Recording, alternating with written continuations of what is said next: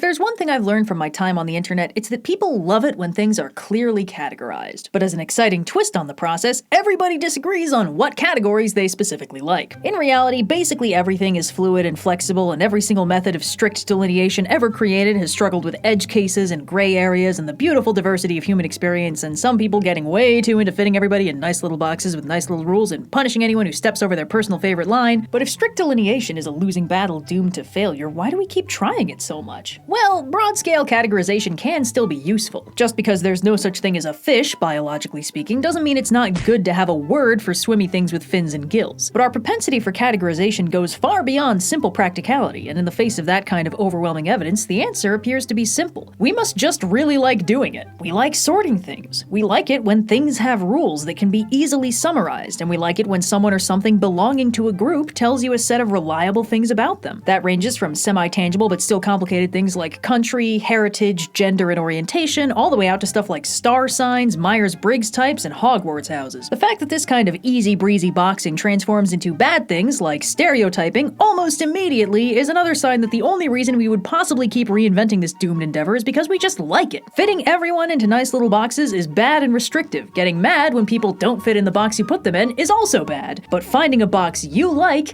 is wonderful. And while there's probably a very long and interesting conversation to be had about that, we're not here to unpack the psychology of if I fits, I sits. We are here for legends. And in the space of mythology, where so little is set in stone and everything is fluid and flexible and prone to constant reinvention and cultural drift, it is so refreshing to have something as categorically ironclad as the 9 realms of Norse mythology. Referenced repeatedly by all of our surviving sources, all 2 of them that is, it's constantly reinforced that the world of Norse mythology is actually 9 worlds of magic and wonder, beautifully subdivided with clear, solid identities. And there's 9 of them. A nice, strong, square number with enough room for exciting variety, but not so many that they all start blending together. And it'll be so fun to run down a nice, clear, beautiful, clickbait-friendly, numbered list of all 9 of them, from the familiar world of Midgard to the high halls of the gods in Asgard to the frozen realm of the giants in Jotunheim to the...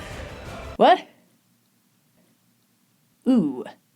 Okay, well, bad news, everyone. Turns out the 9 realms are actually the most frustratingly vague concept to ever claim a strict numerical delineation, and everyone is mad about it. The Eddas call them the 9 worlds plenty, but they never actually list what those 9 worlds are, and nobody's more frustrated by this than the poor sods translating those Eddas, whose footnotes are full of barely concealed rage and lamentation at those dang inconsiderate scribes and their completely unnecessary coyness. So today, let's unpack the, 5 realms, tops, that are actually pretty well established.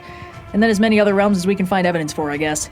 I really thought this was going to be a short one. Welcome to Helheim, folks. Now, the fun thing about Norse mythology compared to most other mythologies I cover is that we have almost nothing to work off of, which means the scholarship about it gets incredibly opaque very quickly. Because the field has absolutely no pre-Christian written sources to work off of, once you exhaust the poetic and prose edda, you're left with theoretically historical sagas, medieval accounts written by monks that had a tendency to at least flirt with the idea of actively trying to discredit the once living religion, and whatever meaning you can conspiracy board out of the completely separate field of linguistics.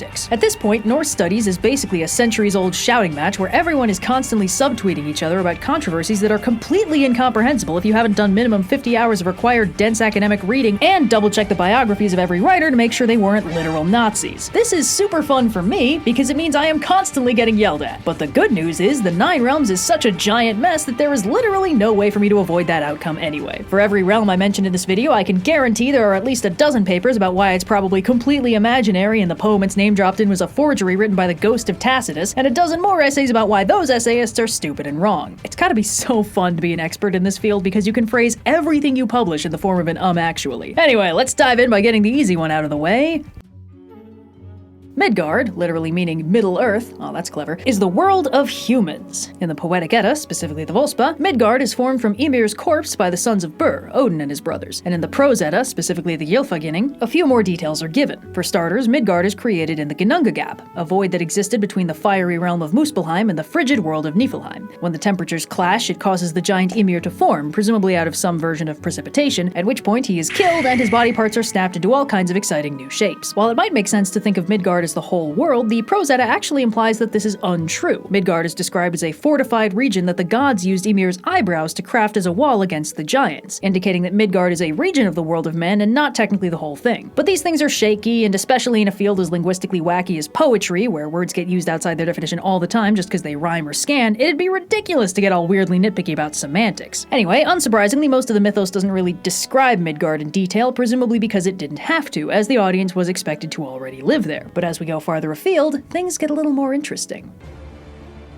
The realm of the Aesir and the high halls of the gods. Asgard is mentioned at several points in the Poetic Edda as the home of the gods. When Thor's hammer is stolen, it is said that if they fail to retrieve it, the giants will come live in Asgard and take their jobs and stuff. Volspa attests that Asgard is damaged during the war with the Vanir and subsequently rebuilt. It's a fortified realm that weathers a decent amount of conflict, and it's mentioned enough times that it's quite clear that the realm of the gods is separate and distinct from the world of regular humans. So that's good! We're up to 2 realms confirmed as probably being part of the 9 realms. Now that said, the word Asgard is actually a fairly rare occurrence in the Poetic Edda. The Grimnismal lists several locations that are specific to individual gods, as if they're realms of their own within the realm of the gods, but the area they live in overall is not named. Also, just as a fun little hint of the nightmare to come, alongside all those specific subrealms like Thor's Hall and Valhalla and Folkvanger and a whole bunch of other gods' homes in important divine areas, Alfheim, the realm of the elves, is put right alongside them, strongly indicating that Alfheim is part of Asgard rather than a realm in its own right. Which sucks because Alfheim is one of the regular shortlisters for the 9 realms, along with its dark counterpart Svartalfheim, so our dang rigorous scholarly efforts have already scuttled our chances of making an even 9 out of this mess by cutting out 2 typical shoo-ins right out the gate. Either Alfheim isn't its own world, or every single sublet and cul-de-sac in Asgard is its own realm, which is way more than 9. The Prose Edda has a lot more details about Asgard, but unfortunately they are wildly untrustworthy. For one thing, Snorri Sturluson comes out swinging with the claim that Asgard is literally Troy, like Trojan War Troy, which is always a bad start. The Gylfaginning again lists several key locations in Asgard, or quote-unquote heaven, including Alfheim again, but Snorri goes out of his way to specify that only light elves inhabit that realm, and their dark elf counterparts live underground. This is, as far as I can tell, the first and only source for the idea that elves come in 2 flavors, one luminous and heavenly, the other dark and ugly, unless you subscribe to the idea that dark elf is literally just another term for dwarf, which is a completely different can of worms. And from the way Snorri describes them, the strong vibe is that light elves are basically literal Christian angels. Odin then goes on to say that there are 2 more heavens, even heavenier than theirs, called Andlanger and Vidblain, that are so heaveny that only light elves currently live there, and once Ragnarok comes and wipes the slate clean, the light elves will take over running the place. And if you believe any of that was a pre-Christian concept, I got a Bifrost to sell ya.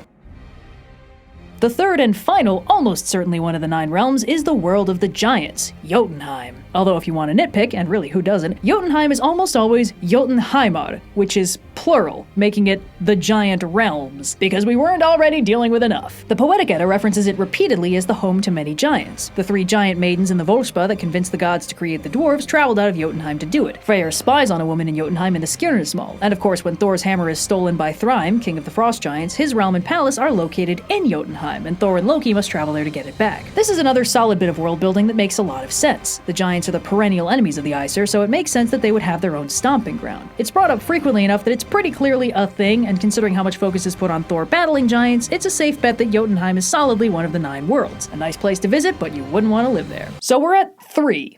Or, like, 20. 3 worlds repeatedly attested in the Poetic Edda, the source we like the most here at OSP. 3 worlds that are similarly discussed and highlighted in the Prose Edda, the source we tolerate because it's kinda all we got. But these 3 are the big ones. Midgard is basically the real world, Asgard is the home of the gods, who are kind of important in this context, and Jotunheim is the home of the giants, the antagonists in the Aesir's current ongoing conflict. No other realm is gonna get that much focus, but there's still a couple that get name-dropped just enough that we can tentatively call them realms in their own right. For instance, Vanaheim is literally the realm of the Vanir. Now, the Vanir are referenced rather infrequently in the Poetic Edda, and are almost exclusively brought up when mentioning how wise they are. However, the Aesir and Vanir have a tumultuous history. They were at war, and after the Vanir besieged Asgard and broke through their walls, the conflict was eventually ended by an exchange of hostages. The Aesir got the Vanir deity Njord, and later his 2 children, Freyr and Freya, and with the conflict over, the Vanir sort of quietly vanished from the narrative. Presumably they went home. This is, like Jotunheim, a realm that makes sense to exist exist independent of the rest because it's technically a bad guy region, or at least it used to be. However, Vanaheim's existence as its own realm is dependent on how separate the Vanir and the Aesir really are, which is one of those super fun things the scholars like yelling at each other about because they're functionally just two different flavors of God. Still, it's referenced solidly enough that I think it's likely one of the main 9 realms, and I think it's a pretty uncontroversial pick.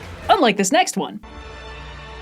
Now we're getting niche. If you've dabbled in Norse mythology before, you've probably heard Niflheim mentioned, like when I did it earlier this video, and you might have also heard somebody mention Hel or Helheim. Today's hot take is that all of those are probably just this realm. While Niflheim is only mentioned in the Prose Edda and only in the context of the distant past, Niflhel is name-dropped a whole 2 times in the Poetic Edda. In Vafthrûdnismal, it's described as the home where dead men dwell and is located under the rest of the worlds, and in Baldur's Draumr, Niflhel is specified as the dark realm of Hel, goddess of the dead. But just to confuse matters, the Prose Edda also briefly mentions Niflhel as a location close to, but separate from Hel. Bad dudes go to Hel and then on to Niflhel, which Snorri says is down in the 9th world. This is very good! This suggests that Niflhel isn't just one of the 9 realms, it's the last of the 9 realms, the one at the very bottom. And I'm sure it'll be totally possible to put the rest of these realms in a geographical arrangement that's consistent and makes sense. That doesn't sound like a nightmare at all! And for extra nightmare points, Gylfaginning mentions that when Hel was cast into Niflheim, she was given power over 9 realms. Which 9 realms? Are there 9 more realms? Are there 9 realms in her realm? What is happening anymore? And with that, we've officially exhausted the list of realms I'm even halfway certain about. A whopping 5 of them. But that's ridiculous, I hear you cry. What about Niflheim and Muspelheim? Why'd you have to go and decanonize both Alfheims? And what about Nidavellir? Surely those words didn't just come from nowhere. What were the rest of the 9 realms supposed to be? Well, I'm here to not tell you that. Hey, look, when the information is gone, it's gone. I warned you at the beginning this was going to be unsatisfying. But on the plus side, now that we're in the uncharted zone, we can get a little wild with it. So let's start looking through the big ol' maybes. The realms that might be mentioned only once, or the ones that are only implied to exist by oblique references, or are otherwise weird and untrustworthy. Starting with...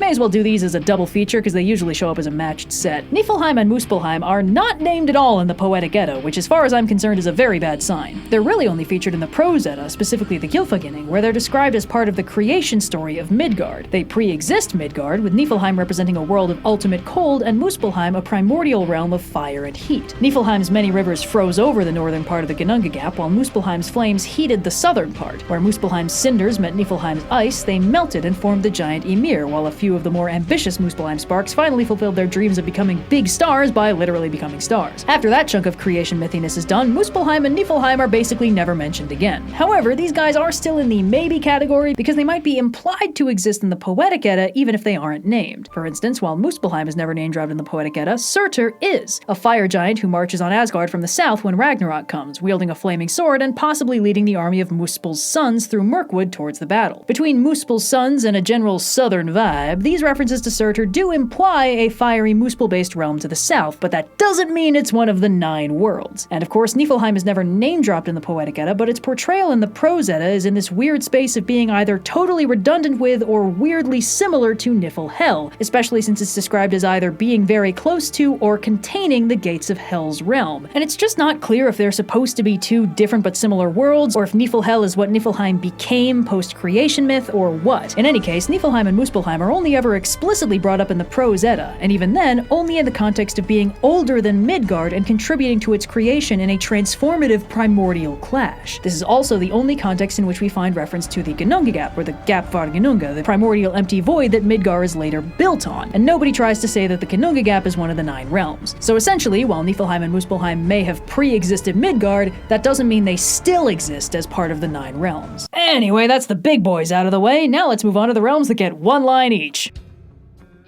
Nidavellir is referenced in the Poetic Edda exactly once in the Volspa, where it is described as the location of a golden hall for Sindri's race, which most likely means the dwarves. Well, hey, that's great! Maybe we found the designated dwarf realm, where the dwarves hang out. Whoops. Referenced in exactly the same stanza as Nidavellir, with exactly as much evidence supporting it, Okolnir is described as the location of the mead hall belonging to the giant Brimir. Brimir is pretty much only referenced in the context of his blood being the origin of the dwarves, and it's possible that Brimir is just another name for Ymir, making this even weirder. But the bottom line is, they're in the same stanza, they're listed together, they have exactly as much going on. If Nidavellir is one of the 9 realms, Okolnir is too. a location at the base of Yggdrasil, where, according to the Poetic Edda, the Norns live and draw up water to tend the roots of the tree. In the Prose Edda, it's listed alongside Alfheim as a place of great significance to the gods, which means if Alfheim is one of the 9 realms, Urdswell is too. A key location for the gods that seems separated from Asgard for one key reason. It both predates its construction and survives its destruction. Idrasil is the field where the newly minted gods first meet up to hang out and play games before getting down to business of actually running the world. And it is also the field where the surviving gods gather after Ragnarok. It may not be a world of its own, but it's more distinct from Asgard than Valhalla, Folkvanger, and Alfheim anyway. Speaking of maybe not its own world, but also maybe yes, we have Jarnvidr, literally Ironwood. In the Poetic Edda, it's referenced as a spooky realm that's home to a giantess spawning the brood of Fenrir, aka all the supermassive deadly wolves that'll eat the sun and moon and contribute to the overall enshittening of Ragnarok. Despite being another fairly self-contained region that's a little below expected world size, the Prose Edda helpfully describes Jarnvidr as being east of Midgard, which explicitly indicates it is not part of Midgard. A quick name drop from the Poetic Edda, the Volspa describes Nidafjol as the realm below that the Nidhogg flies out from after Ragnarok. Its name literally means the Dark Mountains, which geographically does not narrow things down at all. This could conceivably be a bougie suburb of Niflheim, especially since it's mentioned as being below other worlds, but all we know for sure is it was separate enough to be worthy of its own name, and that means it's worthy of going on the list. Utgard literally just means outyards, and it's the home of Utgard Loki, the trickster giant that screws with Thor and Loki in a series of impossible challenges. When it's described in the Prose Edda, Thor and Loki have explicitly passed through Jotunheim to get there, and then across an ocean and through a forest. And while it's possible that Jotunheim is a lot longer than we thought, its description makes it sound separate and strange, a mystical otherworld of illusions and sorcery that Thor is later barred from entering for being too scary. And on the subject of things that might or might not be part of Jotunheim, we're fully out of the Eddas now, folks. Gleisisvellir, or the Glittering Plains, is referenced in at least 2 legendary sagas. In the saga of Hervor and Heidrek, Gleisisvellir is described as being part of Jotunheim, and the people who live there seem to live forever, never aging or getting sick or sleeping funny and then walking with a limp for 2 weeks. In the saga of Bosi and Heraud, it's name-dropped but isn't super focused on, but it is still framed as a magical otherworld with a girl being magically abducted there by a witch who traveled there to stave off her own death. Its framing as a magical semi-earthly paradise separates it from the way the rest of Jotunheim is described, so you could make an argument that despite the framing, it's not really part of that realm and is in fact its own thing. In fact, this might be so much its own thing that it's actually a Celtic transplant, since mythical lands of immortality beyond the sea are a bit of a staple of the folklore in the British Isles. In fact, it's entirely possible that both Gleisisvellir and Utgard are originally concepts from Celtic folklore that the Norse incorporated into their own world building. And speaking of the sea,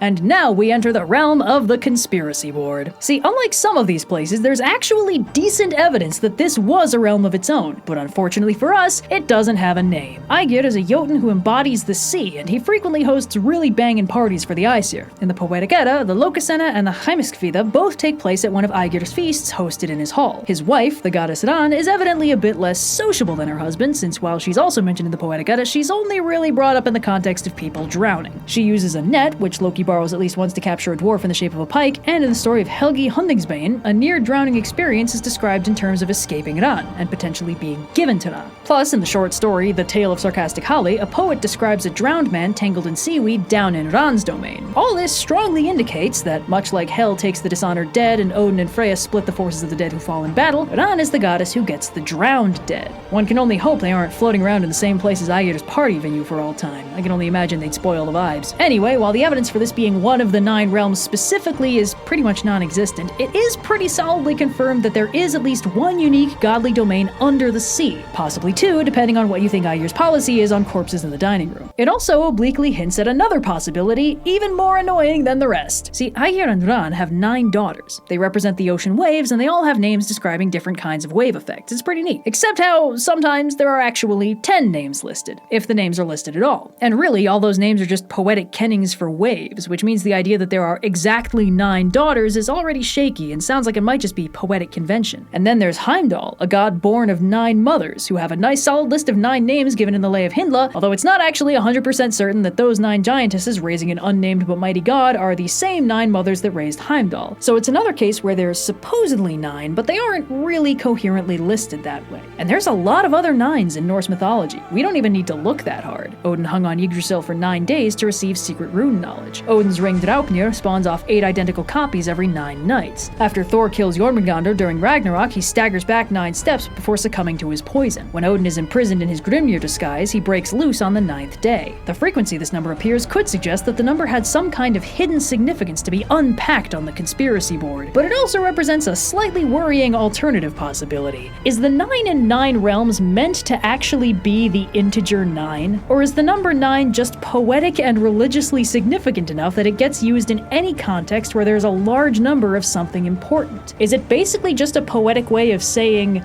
a bunch?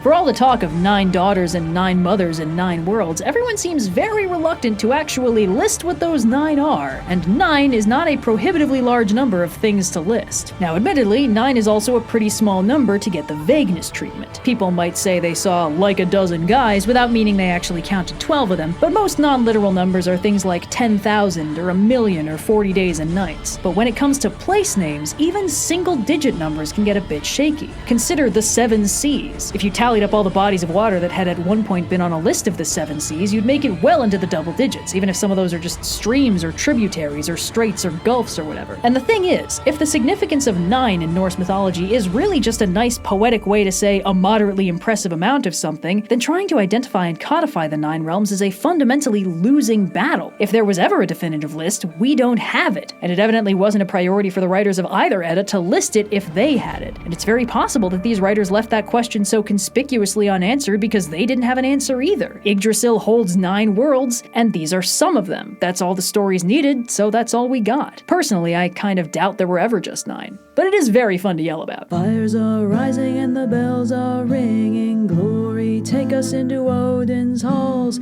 Golden glimmer and the sound of singing. Asgard's call. Oh, the echoes of eternity. Oh,